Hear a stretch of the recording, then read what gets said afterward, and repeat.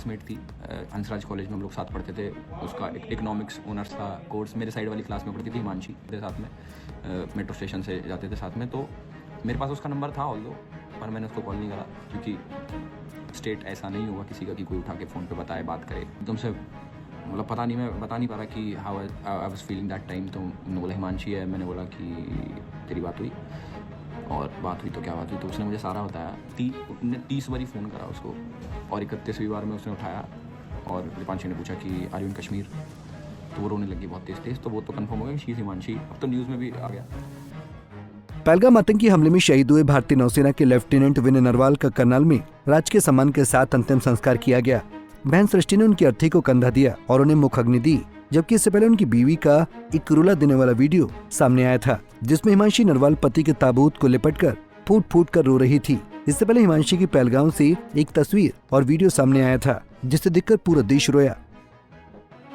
और big boss fame Elvish Yadav ने भी ये वीडियो देखा, जिसे ध्यान से देखने के बाद एल्विश को पता चला कि लेफ्टिनेंट विनय नरवाल की पत्नी हिमांशी उनकी कॉलेज की दोस्त हैं। दोस्त की ऐसी हालत पर दर्द बयां करते एल्विश ने एक वीडियो भी पोस्ट किया, जिसमें उन्होंने बताया कि आखिर वहां क्या हुआ था। जब मैंने ढंग से वो वीडियो देखी तो मुझे लगा ये चेहरा तो मैंने कहीं पे देखा है, मतलब बहुत फेमिलियर फेस लगा मेरे को। तो फिर मैंने ढंग से वीडियो देखी। फिर मैंने याद करा कि वो मेरी क्लासमेट थी, हंसराज कॉलेज में हम लोग साथ पढ़ते थे। उसका इकोनॉमिक्स ऑनर्स था कोर्स। मेरे साइड वाली क्लास में पढ़ती थी हिमांशी।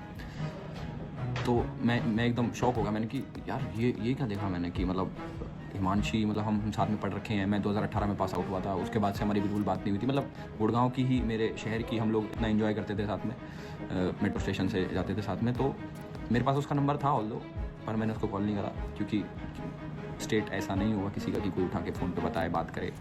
सो I called one of my friends college की ही 2018 के बाद, आज मतलब कल फ़ोन करा था मैंने 2018 के बाद, अब फ़ोन करा उसको मैंने। तो आई कॉल्ड हर दीपांशी, उसकी भी शादी हो गई। तो मैंने उसको जैसे मैंने फ़ोन करा तो मैंने बोला कि मैं एल्विश बात कर रहा हूँ। तो एकदम से उसके मुँह से निकला कि हाँ हिमांशी है। तो मैं एकदम से, मतलब पता नहीं, मैं बता नहीं पा रहा कि how I was feeling that time. तो उन्होंने बोला हिमांशी है, मैंने बोला कि तेरी बात हुई, और बात हुई तो क्या बात हुई। तो उसने मुझे सारा बताया।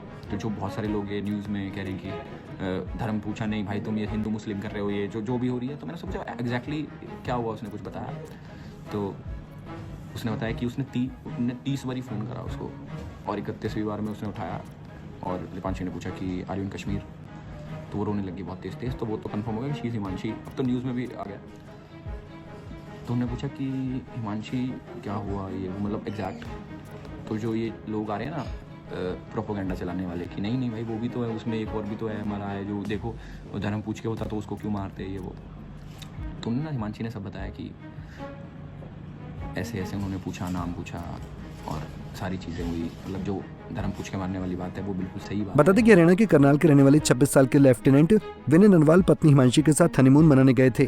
दोनों की शादी 6 दिन पहले 16 अप्रैल को डेस्टिनेशन वेडिंग के रूप में मसूरी में हुई थी। हिमांशी गुरुग्राम की रहने वाली है। 3 दिन पहले 19 अप्रैल को ही शादी का रिसेप्शन करनाल में हुआ था, जिसके बाद कपल जम्मू कश्मीर में घूमने आया था। हिमांशी की मेहंदी भी नहीं उतरी थी कि आतंकियों ने उनकी पूरी जिंदगी उजाड़ दी। विनय अपने परिवार के इकलौते बेटे थे। सूत्रों के अनुसार विनय नरवाल को आतंकियों ने नाम पूछने के बाद सिर में गोली मारी थी। गोली लगने के बाद भी वो कुछ समय तक जिंदगी और मौत के बीच लड़ रहे थे, लेकिन समय पर कोई मदद नहीं पहुंची। जब विनय के पार्थिव शरीर को लाया गया तो हिमांशी की हालत देखकर दिल दहल गया। हिमांशी के आंसू ने पूरे देश को रुला कर रख दिया। पति को बाहों में भरी हिमांशी बार बार एक ही बात बोल रही थी कि विनय बहुत अच्छे हस्बैंड थे, हमें हर दिन आप पर गर्व होगा।